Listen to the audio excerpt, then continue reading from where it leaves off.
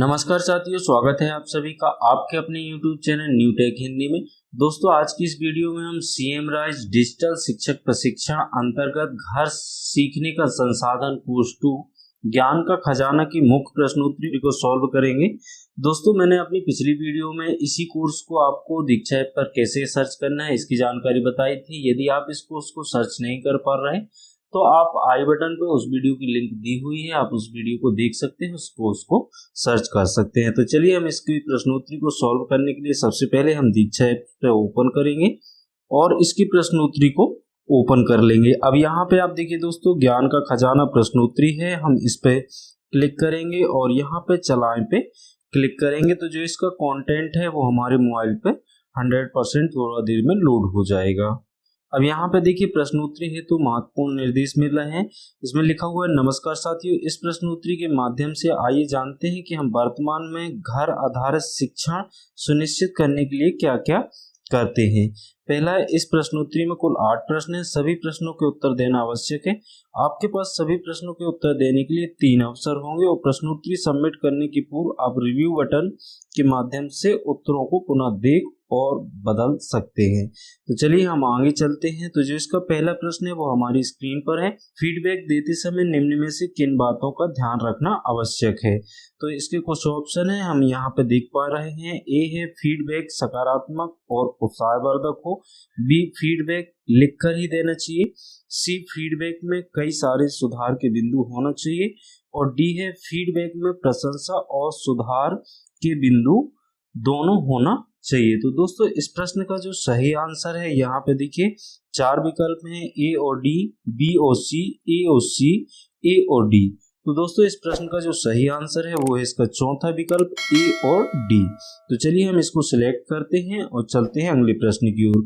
अगला प्रश्न है, सुनीता मैडम ने अपनी कक्षा 6 के विद्यार्थी रोहन को गतिविधि संबंधित निम्न निर्देश दिए।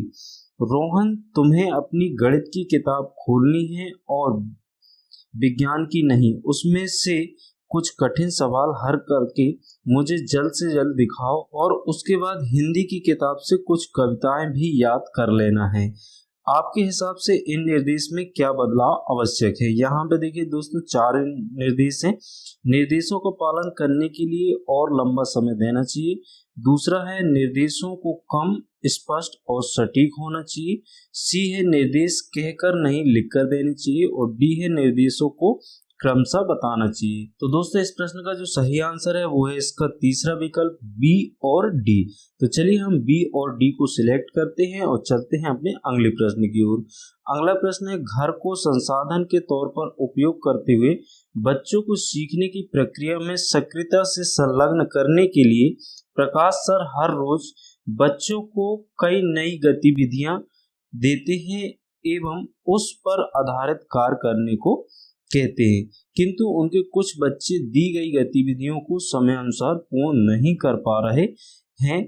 ऐसी स्थिति में आप प्रकाश सर को क्या करने की सलाह देंगे। तो यहाँ पे दोस्तों 4 विकल्प हैं। पहला है, निरंतरता बनाए रखने के लिए बच्चों को लगातार हर रोज नई गतिविधियां देते रहें। दूसरा है, अभिभावकों के साथ बातचीत कर बच्चों के लिए घर पर एक अनुशासित माहौल बनाने को कहें। तीसरा है, बच्चों की वर्तमान परिस्थिति और चुनौतियों के आधार पर उन्हें अपने सीखने की गति के अनुसार गतिविधियां देने को कहें। और चौथा है, बच्चों से प्रतिदिन बातचीत कर उन्हें गतिविधियां समय से देने का आदेश देने को कहें। तो दोस्तों, इस प्रश्न का जो सही आंसर है वो है इसका तीसरा विकल्प, बच्चों की वर्तमान परिस्थिति और चुनौतियों के आधार पर उन्हें अपने सीखने की गति के अनुसार गतिविधियां देने को कहें। तो चलिए हम इसको सिलेक्ट करते हैं और बढ़ते हैं अगले प्रश्न की ओर। अगला प्रश्न है, अभिभावकों से बातचीत करते समय सरिता मैडम ने पाया कि कई अभिभावकों के पास स्मार्टफोन तो हैं, पर उसका उपयोग जैसे फोटो खींचना या फोटो साझा करना आदि में वे सक्षम नहीं हैं एवं उनके बच्चे भी कम उम्र के हैं।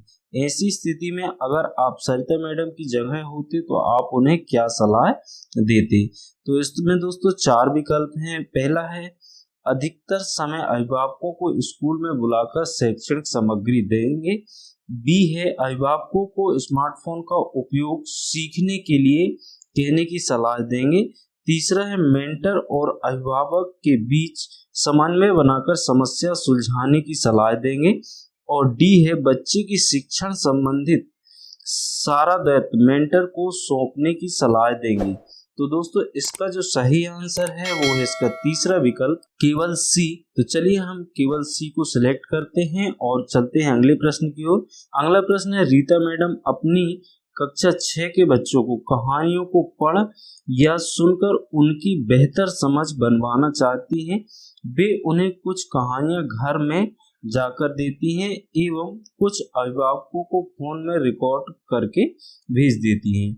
आपके हिसाब से उपरोक्त उद्देश्य का प्रभावी क्रियान्वयन करने के लिए रीता मैडम को कौन सी गतिविधि करनी चाहिए? इसके 4 विकल्प हैं।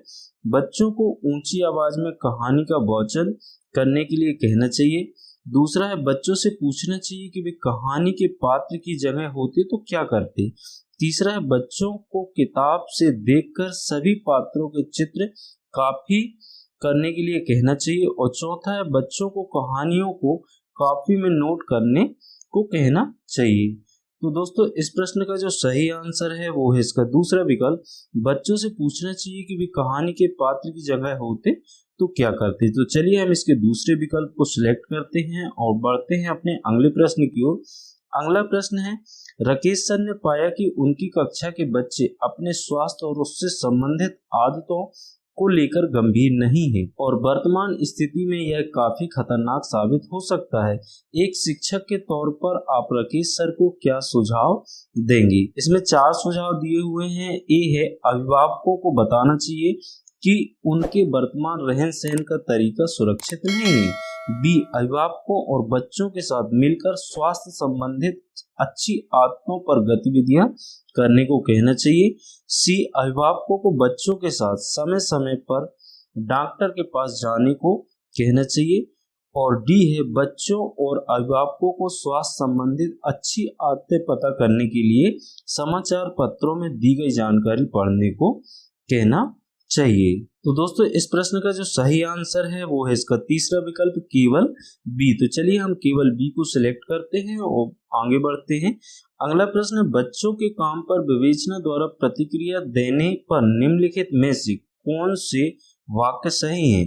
पहला है विवेचना करने के दौरान बच्चों को उनके द्वारा किए गए काम की अच्छी बातें और सुधार के बिंदु दोनों ही बताने चाहिए। दूसरा है विवेचना करने के दौरान बच्चों को अच्छी और सुधार की बातें बताने के साथ ही उनके कौन से व्यवहार के कारण गलतियां हो रही हैं वह भी बताना चाहिए। तो दोस्तों इसके जो 4 विकल्प हैं दोनों सही, ए सही और बी गलत। तीसरा है बी सही और ए गलत और चौथा है दोनों गलत। तो दोस्तों इस प्रश्न का जो सही आंसर है वो है इसका तीसरा विकल्प बी सही ए गलत। तो चलिए हम इसको सिलेक्ट करते हैं और आगे बढ़ते हैं। अगला प्रश्न है रीता मैडम ने अपनी छात्रा रिंकू को कुछ नए शब्द और उस पर वाक्य लिखने को कहा। रिंकू ने जब काम दिखाया तो अनीता मैडम ने उसे चेक करके 4 गलत वाक्यों को सुधार कर लाने के लिए कहा। आपके अनुसार अनीता मैडम रिंकू के काम पर और क्या प्रतिक्रिया दे सकती हैं? पहला है वाक्यों में की गई हर एक गलती को विस्तार में बताना चाहिए। दूसरा है रिंकू ने गलती क्योंकि उस पर टिप्पणी देना चाहिए। तीसरा है काम कहाँ अच्छा है और कहाँ सुधार अपेक्षित है, दोनों बातें बतानी चाहिए। और चौथा है गलतियां सुधारने के बाद तारीफ करनी चाहिए। तो दोस्तों इस प्रश्न का जो सही आंसर है वो है इसका चौथा विकल्प केवल सी। तो हम केवल सी को सिलेक्ट करते हैं और आगे बढ़ते हैं। तो यहाँ पे देखिए दोस्तों जो हमारे टोटल 8 प्रश्न थे उनको हमने यहाँ पे सोल्व कर चुके हैं। चूंकि टोटल 8 प्रश्न थे और 8 के हमने आंसर कर चुके हैं। और अब यहाँ पे जो सबमिट का बटन है हम सबमिट के बटन पे क्लिक करेंगे तो यहाँ पे जो हमारा रिस्पॉन्स है वो रिकॉर्ड हो चुका है। अब यहाँ से हम या तो नेक्स्ट पे जा सकते हैं, यहाँ से हम एग्जिट कर सकते हैं। आई होप की वीडियो आपको काफी पसंद आया होगा। पसंद आया हो तो प्लीज लाइक करें, अपने सभी मित्रों को शेयर करें और चैनल को अभी तक सब्सक्राइब नहीं किया है तो प्लीज चैनल को सब्सक्राइब करके बेल आइकन को जरूर ऑन कर लें ताकि हमारी प्रत्येक लेटेस्ट वीडियो का नोटिफिकेशन आपको सबसे पहले प्राप्त हो सके। Thanks for watching, take care.